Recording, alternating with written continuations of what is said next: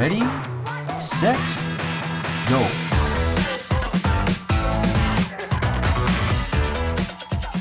Welcome to The Sweet Spot, an Updog podcast. I'm Andrea Morissette. And I am Jack Bailey, and we are your hosts today. And today we have a guest back not in studio, but in his studio with us, Mr. Ben Rimbey. Who is Hey, that everyone. guy? Who is that guy? Now, Hi, Ben. I know a lot of you guys know Ben. A lot of you guys may know Ben Rimbey's name from seeing him on the discussion page and also his own social media, that he's got a lot of social media stuff going on. But Ben, for any of our listeners that don't know you, could you just kind of tell us, tell us a little bit about your dogs that you play with, the part of the country that you're in, and maybe a little bit about your local club? Yeah. So I'm Ben. I'm sure a lot of you guys know me because I've been around for a while now. But I have my wife and I'm married to Anna Rimbey. If you've seen her around, she runs the Fairly Odd Dogs apparel shop at Updiff, and we have like our online shop and stuff like that too. And, Already with the plugs. Wow. You know, you probably have into seen it. I didn't mean to do a plug, and then I started saying it. I'm like, oh my God, I'm doing a plug I'm already. just kidding with you. I'm just kidding. Go. But we have 9 dogs, and 7 of them are rescue dogs. And yeah, we also help run the Minnesota Disc Dog Club here in Minnesota. That's the nonprofit club. We host a good amount of Updog, and the Disc Dog Club also hosts some, Skyhounds, AWI, and things like that too. Some other classic formats as well. And then we run Lucky Mutt Dog Training. That's what we do for our job, like our normal job. But we also host Updog, a couple of bigger Updog events through Lucky Mutt Dog Training as well as a club. So we have an event coming up this May, the Keepy Uppy Updog Challenge, which is a Bluey themed event, which our toddler loves, and surprising how many people know what Bluey is. I didn't know what it was till we had a kid, but it's like the coolest cartoon out these days. So it's a family of cattle dogs from us. Okay, so that's cool. It's very cool cartoon, and they're really short episodes, so she should look it up. It's actually, look up the Keepy Uppy episode. It's amazing. So anyways, that's an event we're hosting. We usually host a Halloween themed event too through Lucky Mutt Dog Training, Disc of the Dead. So that's in October. But yeah. So I've been playing, for a while now, since 2017 for competitively. And so we're up here in Minnesota. Ben, give us some of the dogs' names that you play with that people might recognize, maybe. Yeah, so Zoe is almost retired now, but Zoe and I, that was Anna, my wife's first dog, but I stole her for freestyle, but you've maybe seen her around, but she's like just a super mutt. And Zoe, she finished second in freestyle in 2022. So that was really cool. And she's had some podium finishes, and, but she's 11 now, and she's just, kind of aging out a little bit. She's kind of a bigger dog in a goofy build. So she's just kind of like not playing as much anymore. But you may be seeing my wife and Akila play, our deaf dog Akila. She's the white spotted one with blue eyes. A lot of people recognize her. I also play with Psycho Susie, cattle dog mix, and Mavis Mayhem, another cattle dog.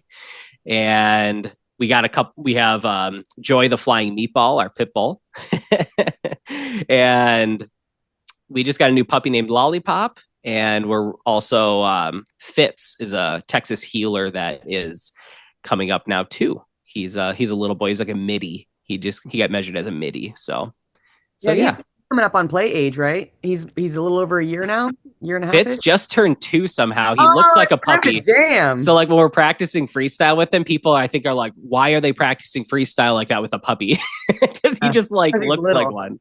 Yeah, that the Aussie puff of him, even though he's doesn't have long hair like a lot of Aussies do, because he's half and half. I thought he was going to be like mini American as his other half when we did a DNA test, but it said half Australian Shepherd, half cattle dog. So, but he's a little boy. So we think maybe he'll be a micro dog Skyhounds. We just got to get him measured up, but he's definitely he was almost even he wasn't that far off being micro. So we'll see, but he was a midi. He's a good boy. He got second in boom size division. So that was really cool this year at Updiff. That was his first award ever. Hopefully we'll still have Boom around. I know. Oh, it didn't fare well in the voting. No, it didn't. Oh God, You I did I was mention- worried about that. You did say that you started playing disc a while ago. Was Updog the first venue that you started playing with? Yeah. So my first dog, Yonzi, who is 12, he'll be 13 in October. He got me started and everything. He's I always got to preface I got him as a miniature Australian Shepherd, which some people are going to hear me say that and they're going to go, Ben, that doesn't exist. And they're going to get so mad at me for saying miniature Australian Shepherd. But back then, as I'm sure Kat knows, back in the day when I got him, that just became a thing, mini American. Yeah. So saying Mini Aussie back then was a thing, but he was registered through the Miniature Australian Club of America back then. So technically he's that, but anyways, doesn't really matter. So just don't get mad at me. Yeah. But yeah, Mini Aussie. And we did like agility and stuff together. But then Anna discovered the Disc Dog Club in like 2016. I was working weekends. I couldn't do it. And in 2017, I ended up going with her to watch UpDiff in St. Louis just to tag along. And she's like, we're going to go to St. Louis. I qualified for 2 games with Zoe. And I'm like, okay, we're going to go drive 8 hours to throw a Frisbee to a dog. We can just do that in the backyard. What are we doing? Like I did agility and stuff. I'm like, Frisbee, is that a sport? I play it in the backyard. I throw a Frisbee to my dog in the back.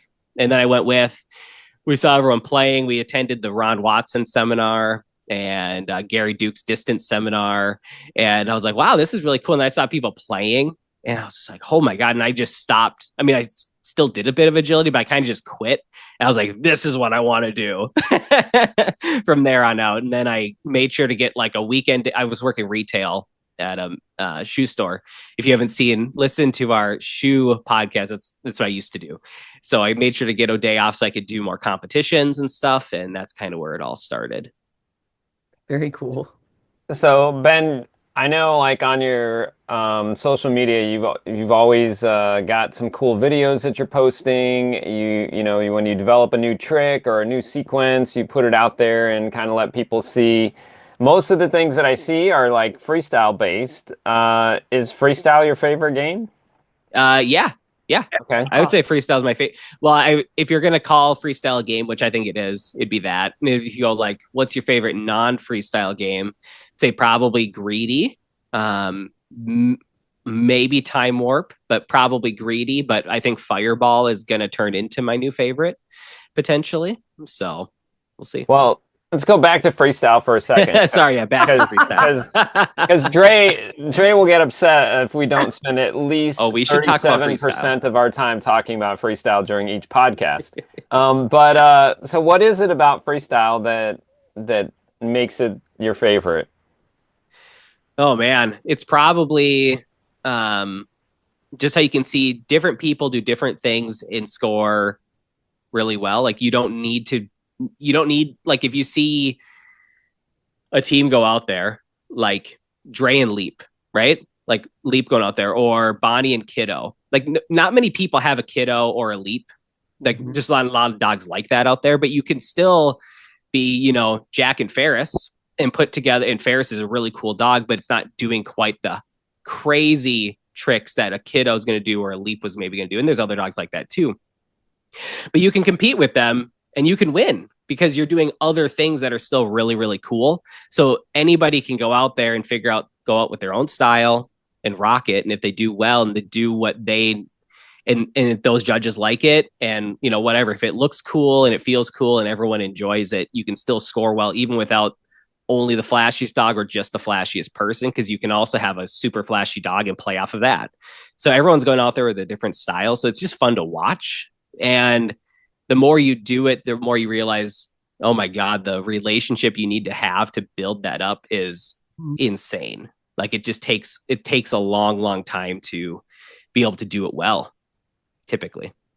Jack would say, find your points, right? Exactly. That's a Jackism we hear a lot. A lot of people have been repeating that from what they've learned from Jack is, you got to find your points in freestyle. Not everybody's going to have the linear path to having success. And bringing that up, you've been competing in freestyle or all the updog games at a high level for a while now. Would you consider yourself to be a competitive person? Yeah. And if that's the case, what are your markers for success aside from, I mean, obviously podium placements, wins, whatever. What other markers for success do you have aside from podium wins? So if you can talk a little bit about like how you feel about being competitive and then what are wins for you? Yeah, I'm probably quite a bit different than you guys, or at least you, Dre. I think I'm not quite as like I need this point, this point, this point. I'm not as systematic about it, but I typically because I know I'm kind of a go with the flow kind of guy. I'm still very competitive, but not in a way that gets me typically. I don't beat myself up about it either. I don't know if other people do too, but I think a lot of people do. But when I come off the field, I usually have a I'm trying to figure out how to explain this without going like, oh, my catch ratio is this or this, So maybe it'd be good to hear what your points are, Dre, because I could probably feed off of that because I don't probably put enough thought into that. But I usually come off the field and I feel good about it.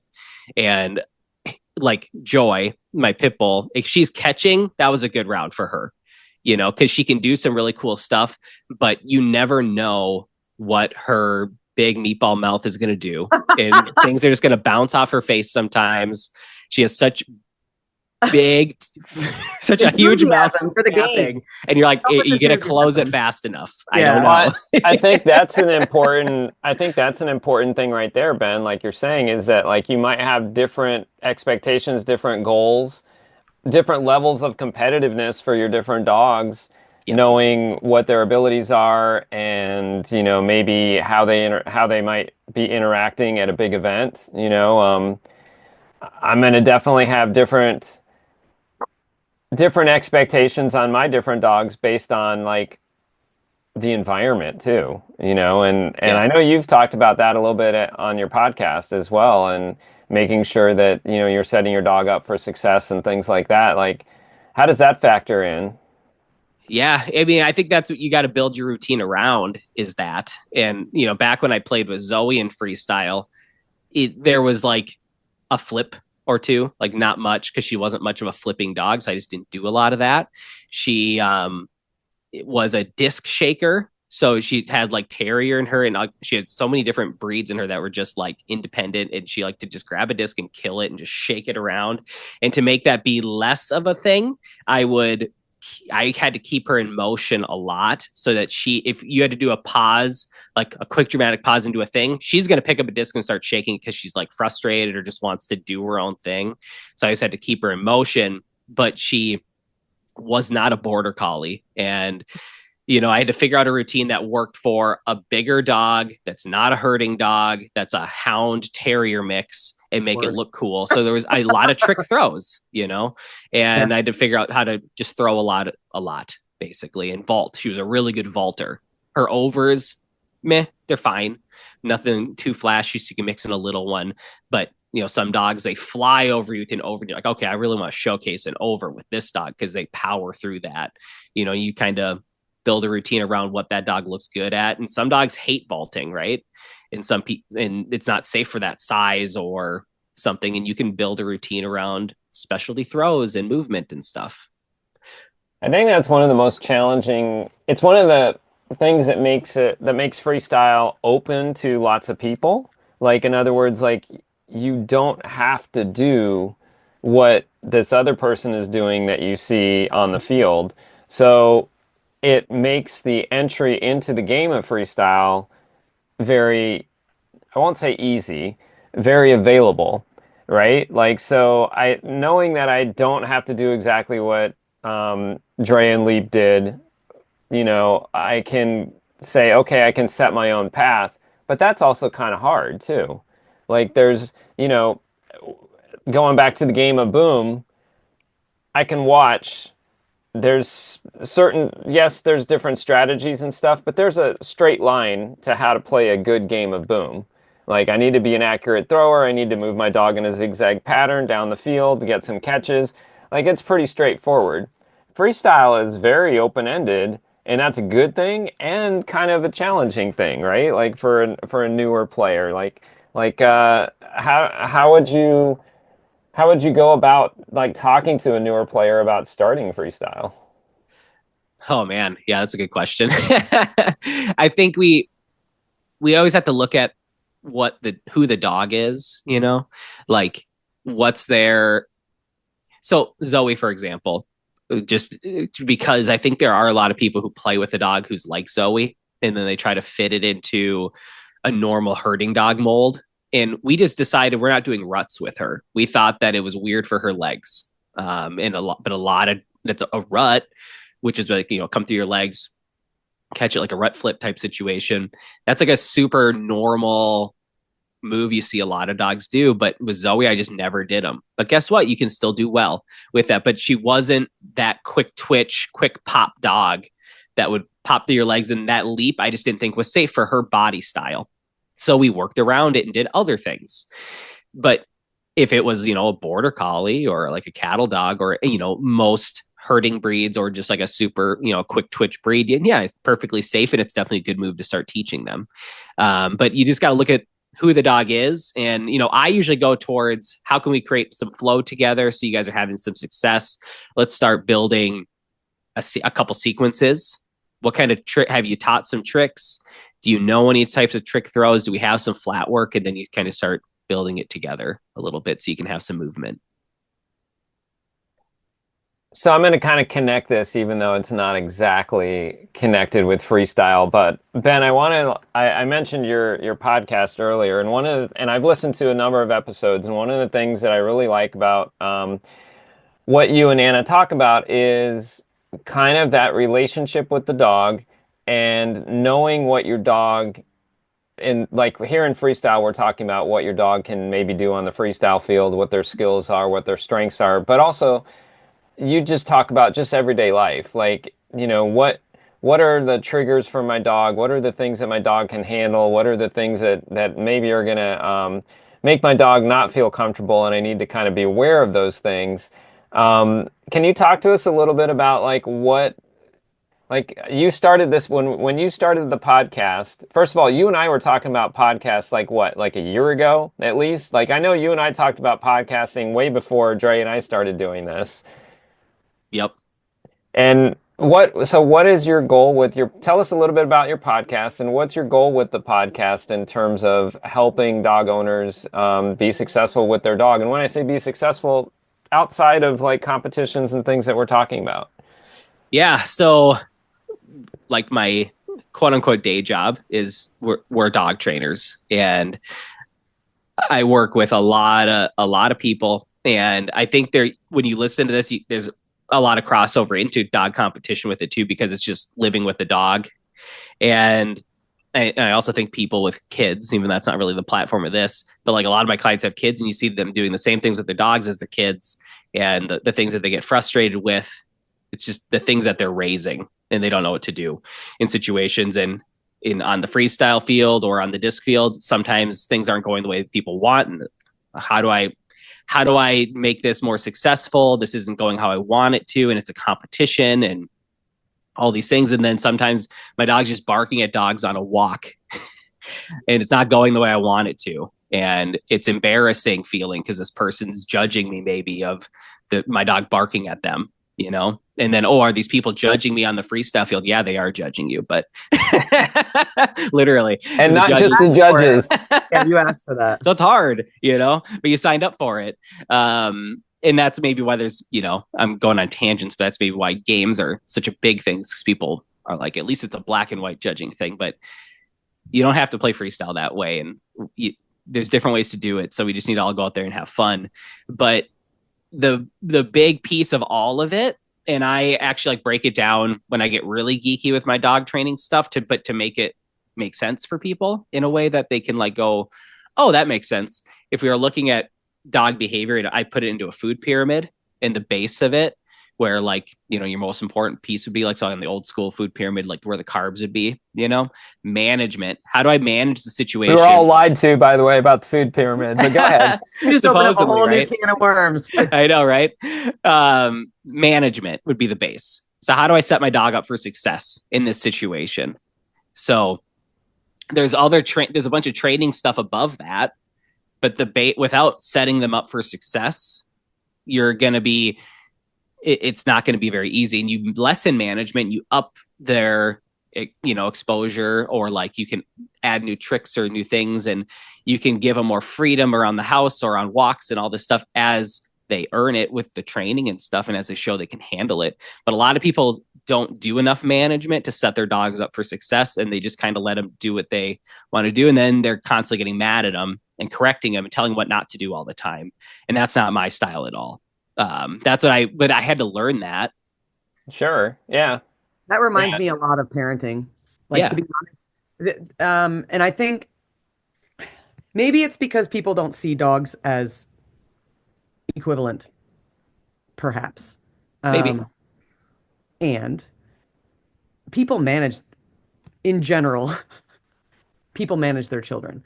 They're not going to walk into a rave with a 3-year-old and expect the 3-year-old to make it through the rave. They're going to manage that situation. They're going to know what the expectations are and ability are of that child and what the child can and can't handle. When they go to Disney World, they got a whole plan. Yep.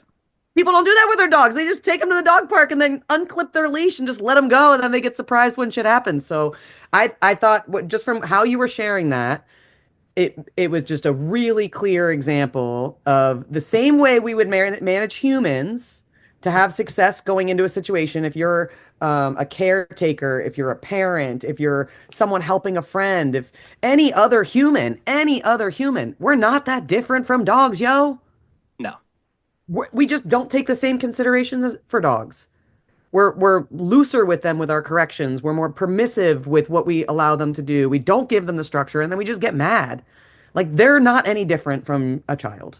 They need the same structure and the same encouragement and the same management to build their capacity in different environments to have success. And I really heard that from what you were saying. Like, a lot of your podcast and training is you are dealing with people with pets that have kids in the house, and you are dealing with families who are integrating pets, and you are dealing with that kind of stuff. And I think that really allows you to touch on these topics that, like, dogs aren't a lesser being in the house. They deserve the same amount of management and consideration as your children do. Mm-hmm. That's going to piss some people off for me saying that, but you chose to have dogs, you chose to have kids. Yep. You want to be responsible for another life in your home. You need to be responsible for the management and the capacity of that life that's in your home. And if you don't like that, give your dog to somebody else who is. Wow. It's Tough not talk with Dre and Ben. I'm passionate about it because I feel like people don't give their dog a fair shake. Mm-hmm. They expect them to just show up perfectly in scenarios that aren't fair for them because they don't handle the management part because they're lazy. Or they're uneducated, they don't know what to do, right? But like, listen to the podcast, follow their podcast, get tips about how to manage your dogs at home. I think that is a very valuable topic. Thank you for bringing it up here on the podcast, because I think that's a missing for a lot of people, is people know how to manage the people in their life. They know how to manage their children. They know how, in general, right? And I don't think they take the same care in management for their pets to set them up for success as they would for another human. I don't know if we mentioned...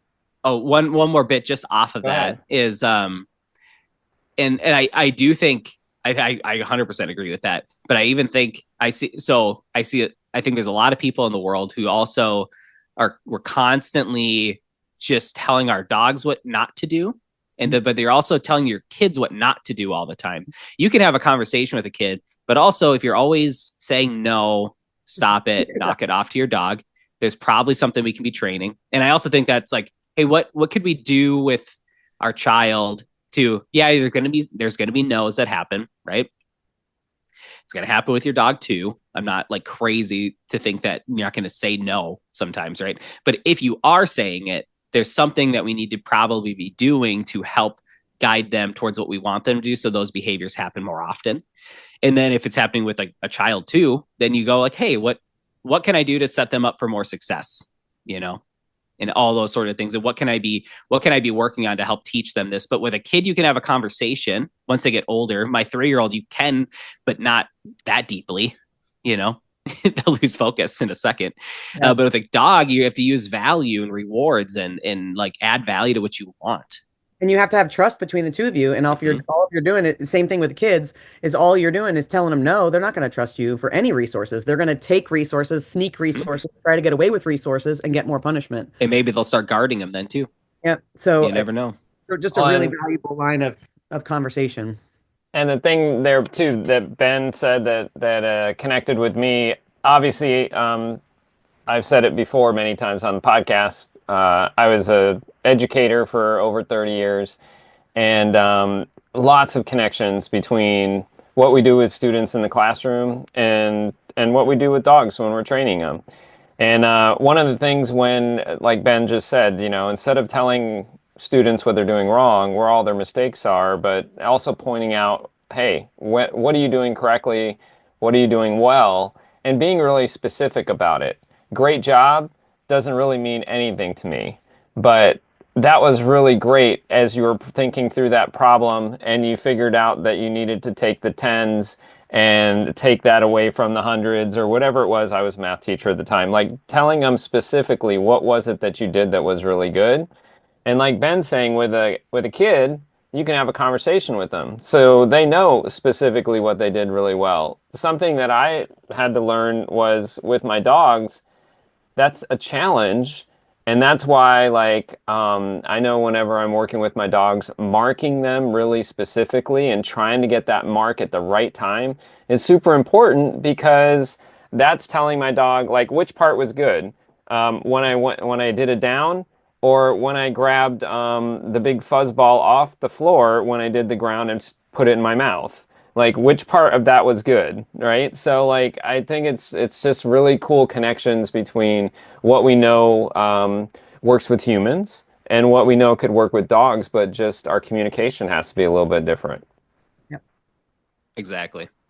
That was good stuff. Whew, that was a good one. I'd also like to say that, Dre, thank you for letting me know. I never knew about the kids at the raves. I was wondering what all the pacifiers... There's a few at the bottom of the mosh pit at the end of the night. I always saw the pacifiers there, and I didn't realize those were for the management of the 3-year-olds. So now I know. 3-year-olds, Jack. You just keep on saying that. So anyway, back to disc dogging and up dog. What's with you and updiff running order pokes at cat sequences? And we see your comments a lot around updiff, and wondering when that whole thing started for you. And do you remember what started you poking fun around? It started when Babs gave me access to making all the running orders. Oh, yeah. And then Kat said, "Yeah, go at it." So I've just been making all the running orders for, I don't know, 2 or 3 years now. So, yeah. I have no idea where it started. What's interesting is Babs has we don't allow Babs access to that information, Ben. You should know that. It was Babs and Brian. They gave me access. Brian has access. Babs, no. Nope. All right. So, we're all very aware of the cat sequences that you're always poking fun at her for the running order. So we wanted to make sure to. Depending on the day, Cat is very amused or slightly amused. Well, I'll say it's probably because, so when you're a new player, there's no way to understand what goes into making an event. But once you start hosting events, then you start realizing, oh my gosh, wow, there's a lot that goes into this. So having everything, put out and having your running orders set, having refunds sent out, having your your schedule all set and everything you need to host an event all set up. And updiff is, when I look at it, I'm like, that's it. It's insanity what goes on to put that together. It's hard enough to put on a local event sometimes. Not too hard to not do it. So everyone who's thinking about doing it, you should do it. It doesn't have to be that hard. I host pretty big events, not nearly as big as updiff, but we're running usually 2 fields throughout the day. So it's decent enough. So there's stuff that goes into it, but a lot of people are only thinking about what they have going on in their house. Why isn't this up yet? That's what in that. Before I started hosting events, I probably thought that way. Man, why isn't this happening? Where are my running orders? How did they forget to order this award? Or how did they make this mistake? Somebody might be thinking that. God. About the awards. There's all kinds of funny stuff about that. I waited over a year on multiple occasions for my World Championship awards. Oh, see? And didn't get brought to the event, not Updog. They just didn't get brought to the event at all. They got forgotten, or they weren't made, or whatever. So yeah, awards are a big deal. So they're a big deal, right? Yep. So I think I'm just doing it behind the scenes, just poking fun at it because, And I say it takes a while just because I know how hard it all is to do. So I try to make a lighthearted bit about it to just lighten it up a little bit. That's basically why. I don't know why it's still going, but I just keep it going for some reason. We just didn't know if you remembered the genesis of how that happened, because we're like, when did that happen? How long? I think I just started it a couple years ago because of that. And then I was going in for my normal joke about showing up to the wrong location for updiff, and Finn posted it. I don't think he even knew I did it, but clearly I'm not that original. So I got to think of a new thing now, because that's like my go-to is to post a picture of like a previous updiff and say, hey, I'm here. Where is everyone? Well, nowadays everyone jumps on the running order joke before you even get to it. I know. I like wake up and I got all these notifications about running orders that I. You got to be a little more original. You got to be on your knife's edge of sassiness, buddy. Copying. So Ben, I don't know if you remember this, but this just kind of popped into my head as we were talking about updiff. I had one of my favorite conversations with one of our players at updiff was with you a while back, and I don't know, it was at least 4 or 5 years ago, but we were talking about freestyle, and Dre and I, had been freestyle was our game that we didn't have a lot of players playing, and we were hoping to build more freestyle players, and we were looking for a way to get more people playing Updog freestyle. And for a short while, we were trying to encourage other people from other venues to come and play and stuff like that. And not that we don't still do that. We want players from other venues to come and play Updog. But one of the conversations that I had with you, I don't know if you remember this conversation, but basically, I was just like, yeah, I don't even care. I'm not going to beg somebody to come play Updog freestyle. What I really want is our Updog freestylers to grow through our games. Like, they learn the skills through our games. They start playing freestyle. And then they go off to other venues and just kick their ass. You remember that conversation, I remember that. Ben? I remember that. And Ben's response to that was, I'm going to be one of those players, Jack. I'm going to be one of those players. And I loved that response and that conversation with you, because we were both just talking about it like, yeah, there's no reason we can grow the best freestyle players, and then we can compete with any other organization and players from that organization. Forward from that point, yep. And I just thought it was really cool, your response to it, and you're like, yes, I am going to be one of those players. And Ben, you are one of those players. You go and play other venues, and you perform very well at those other venues, just like you do at Updog. I haven't gotten on the podium for you, but we have had others who have done it, which is great. Yep. But we have had some good finishes and some good showings for sure. But Updog is growing the sport everywhere. It's a lot. When I went to so I hadn't been to the AWI finals because I was waiting because it's pretty close to it. It's like, I don't know, like a 6-hour drive. So from where we're at, that's a really close world finals. So we wanted to qualify for it, but I hadn't driven out there until I wanted to queue for freestyle. So we did that last year for freestyle and toss and catch. So we went out there, and there was a lot of familiar faces of people because I don't go to all the world finals. I've been to Skyhounds and stuff before, but I don't go to all of them like some people. But there's a lot of people that are at Updiff who are at these other world finals. And I went to Skyhounds Worlds. A lot of familiar faces. It's not just the founders who were always at those other things. There's a lot of people who are at Updiff, and they're at the other things too. And I don't know if it's all the people, but I think there's more and more people who are in my shoes where we started with Updog. We continue with Updog, but we're then branching out to other things. But you need to play freestyle if you're going to branch out, unless you're just an epic toss and catch dog or an epic throw and go dog. Then you can branch out, obviously, to just the toss and catch piece. But freestyle is a big piece of that. Yeah. But what I always remember is from my first Updiff in 2017, just not knowing anything. I'm like sitting there watching a team, and they get 2 quads I think I was even happy when a team cleared a quad at Updiff in 4-way play. And I was like, man, you did awesome. You cleared a quad in 60 seconds, which for some teams is awesome. Yeah. And sometimes 2. And then I'm walking out the field this weekend like, oh, I almost had 4, whatever, something like that. And that's what I wanted. But, still happy with, an upper 30s. Some teams like Steve, he's probably happy when he's 45, 50, 70 points at forward, not 70, Yeah. just joking.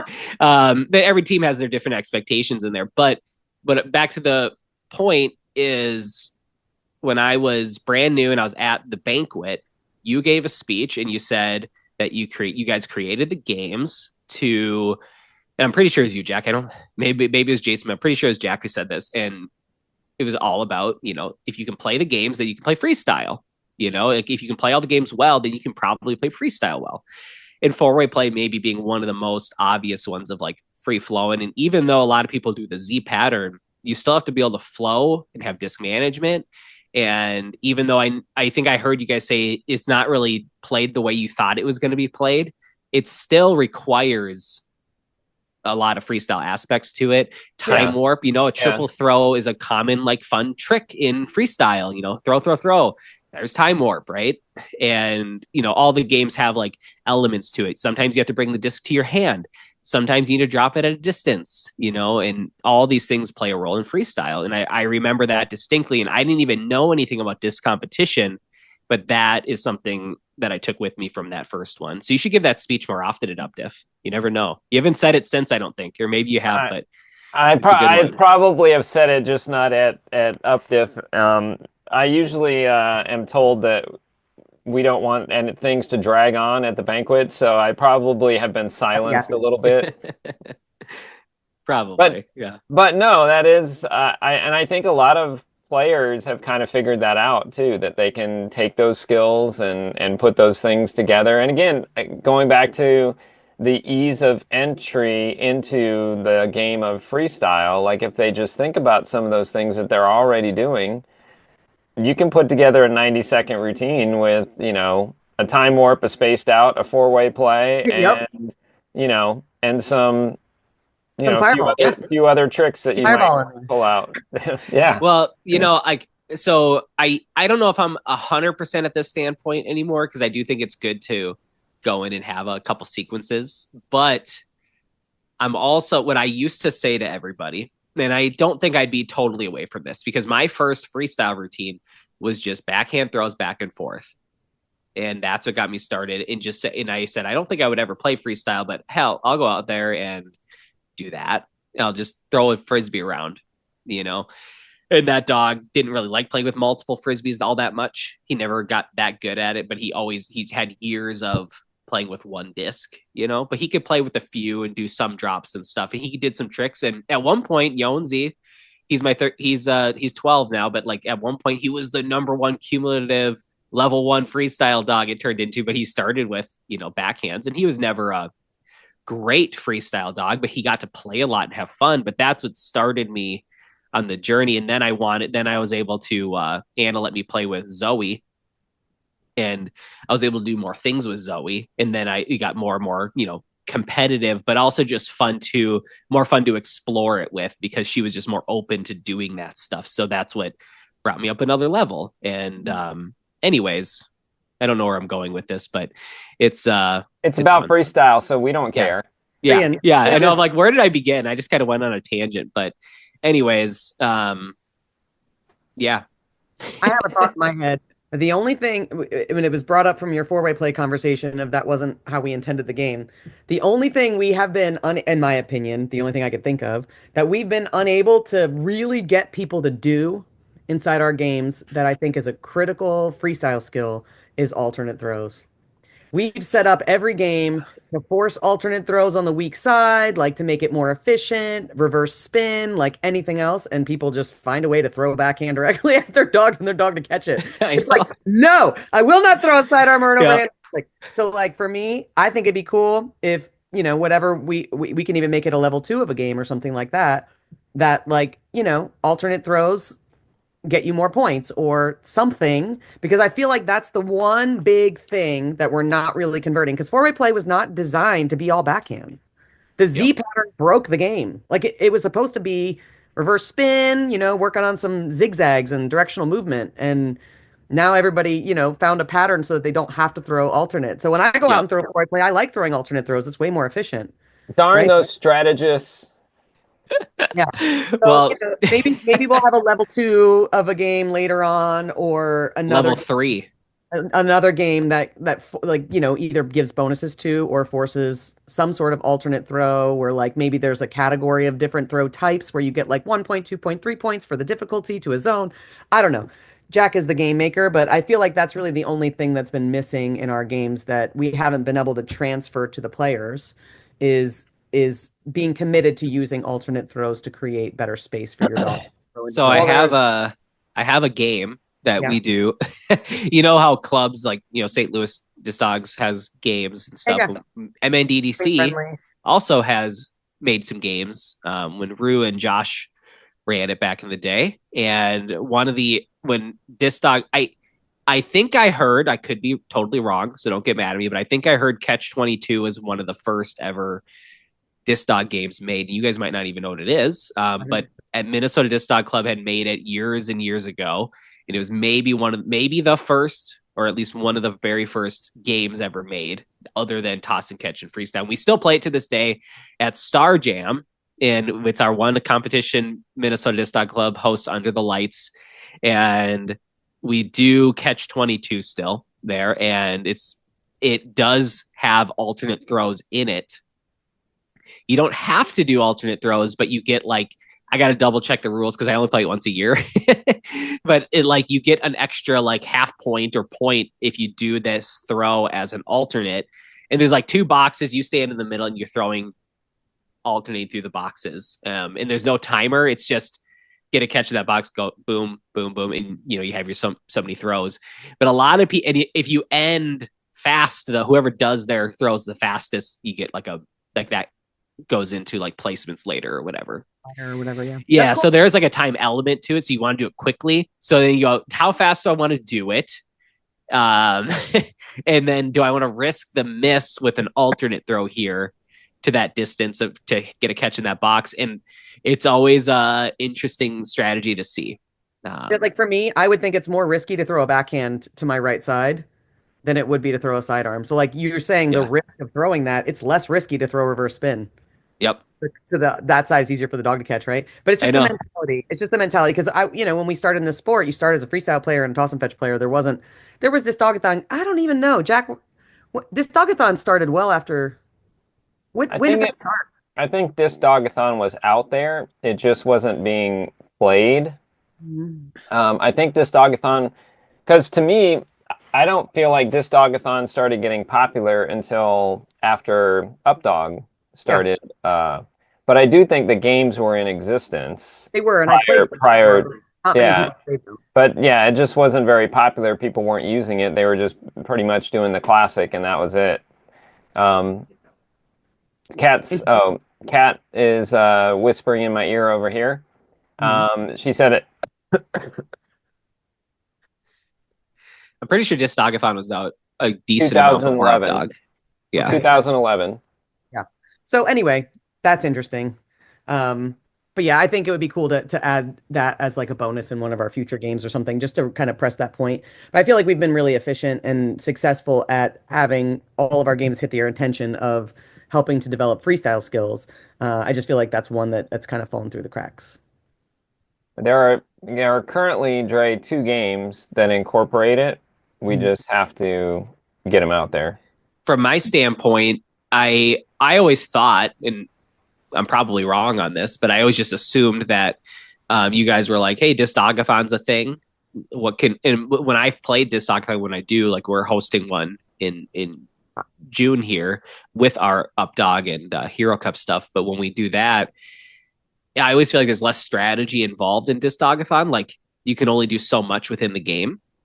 So I always thought that maybe Updog tried to make it so there's way more rules, but things to do within each game for more strategy, that it's not always just about the speed of a dog, or only that, there's so many different ways to play each game in a lot of them. Like some of them, it's, for agility, it's pretty much like do your thing, right? There's multiple ways to play it, but if you want to do it well, like there's certain games you have to do that, but there's still strategies within them, especially the newer games like Greedy and Fireball is going to be really interesting, and Boom. All these have strategies in a way. So yeah. When I put them out there and we developed them, the team like part of what we talk about is there should be multiple ways to score well. Like you said, Ben, either speed versus accuracy. One thing to think about that's an easy example of it is throw and go, right? Throw and go doesn't just reward the person that can throw it the furthest down the field.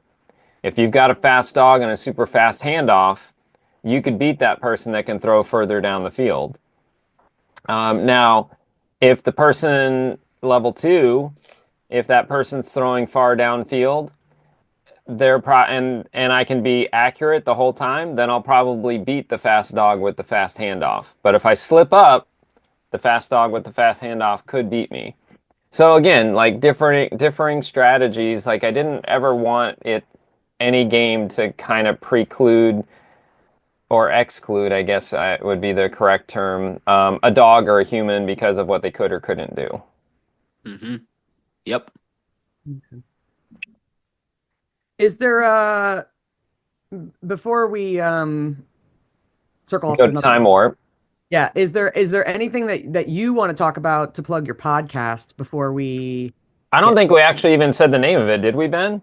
Oh yeah, I guess we didn't. The Inspire Dog podcast. It's on every platform, or if you like look up, we post mainly under the Fairly Odd Dogs on social media, but we do have Inspire Dog things out there. But like on every platform, there's the Fairly Odd Dogs, and usually there's like a link tree thing that you can find our podcast through too. But if you type in Inspire Dog on any podcast platform, it should pop up. It's on all of them. So Awesome. Yeah. If you haven't listened to it yet, I don't know. This is just my advice. I don't know if Ben would tell you something different, but if you haven't listened to it yet, I would say listen to the first episode first. At least for me, that Ben had some good thoughts about, like I would say, don't let me put words in your mouth, Ben, but about his foundational training with dogs and foundational building of a relationship with dogs that he references frequently in other episodes. So if you listen to that first episode first, you'll be set up for success for listening. Yeah, basically we have it too, but dogs have a mental bucket, and I use that for a way to talk about dogs becoming either just overstimulated, over aroused, way overexcited, or really fearful.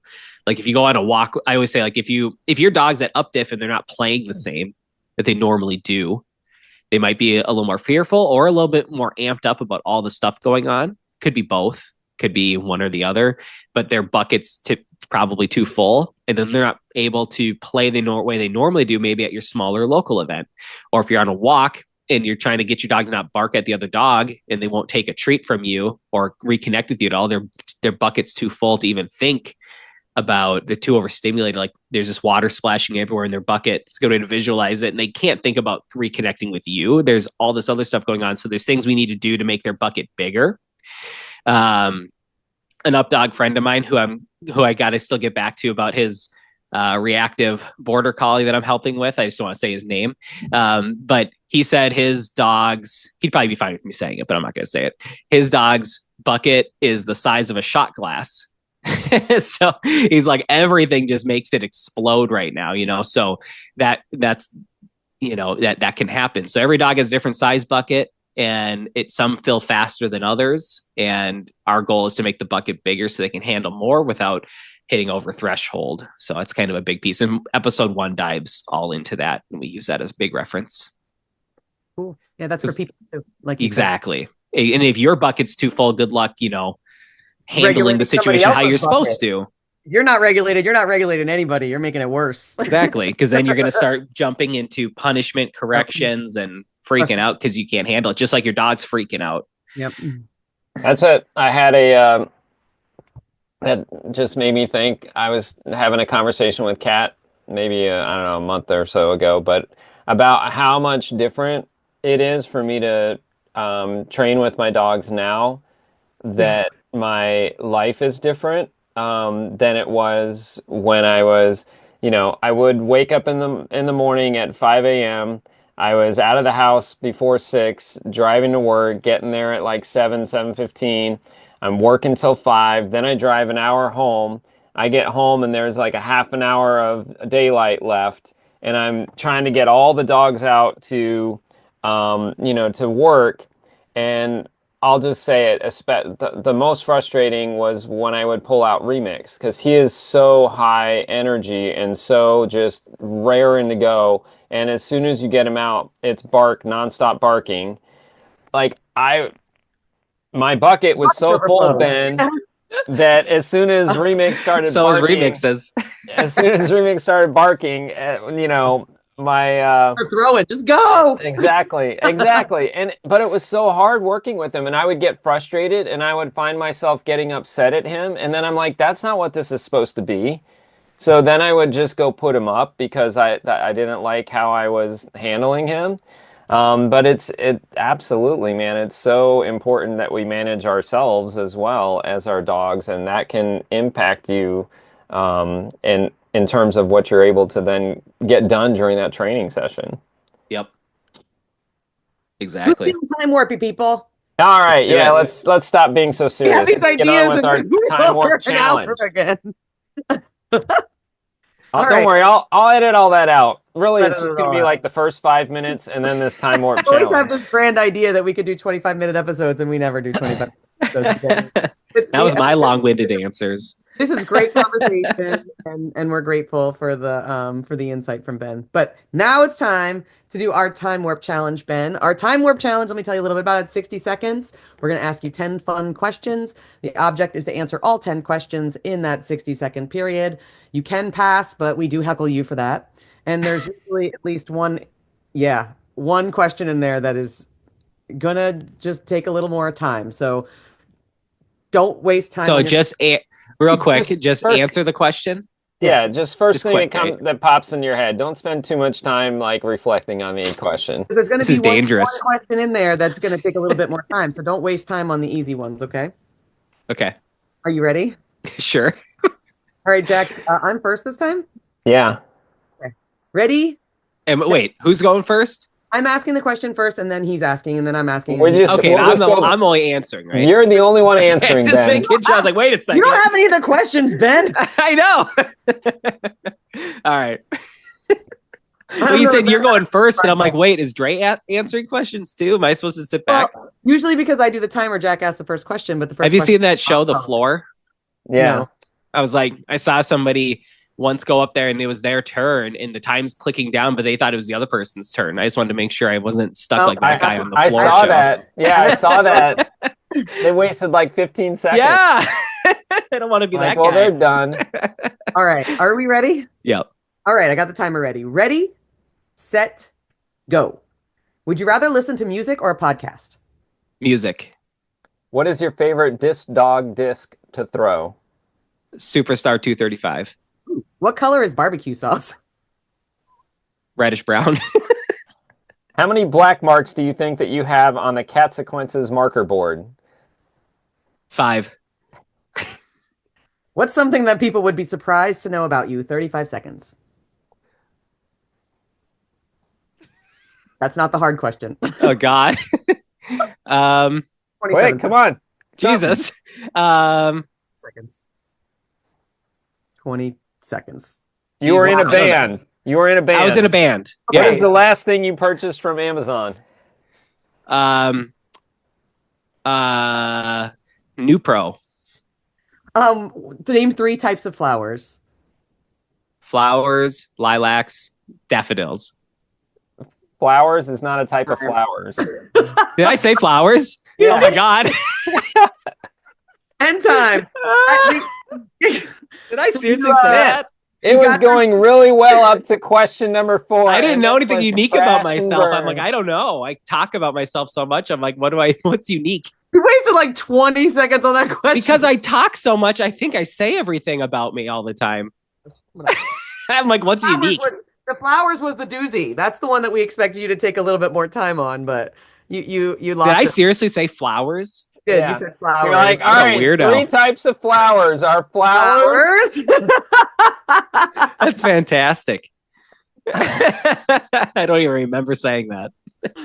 Oh Lord. All right. Well, that was a fun time warp game. You got through 6 of the questions. Do you want me to say what the other questions are, or you want to save them for Yeah, another one? so here's the other 3 questions, Ben. If you had to drop a game from UpDiff, which game do you drop? For agility. Oh, God. Not for everybody else. I just think it's the most boring. iPhone or Android? iPhone. What concert would you want backstage passes to? Ooh, right now, Noah Khan.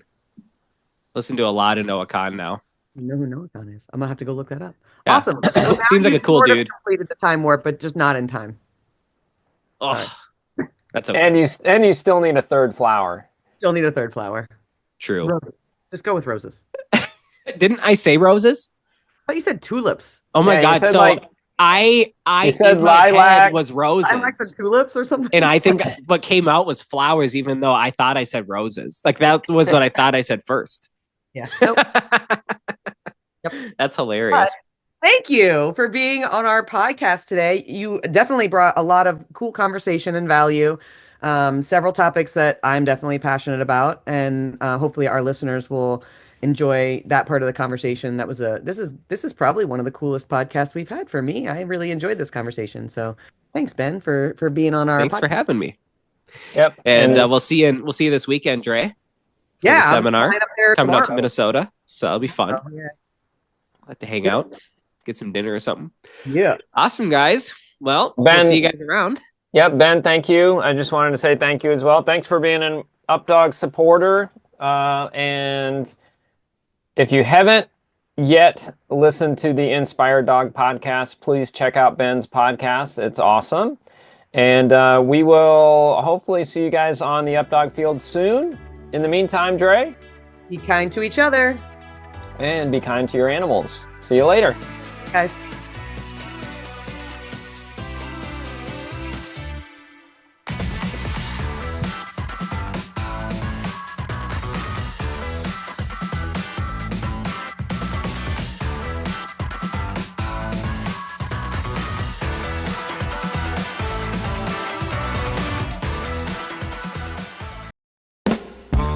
It's just a super mutt. It's just a super mutt.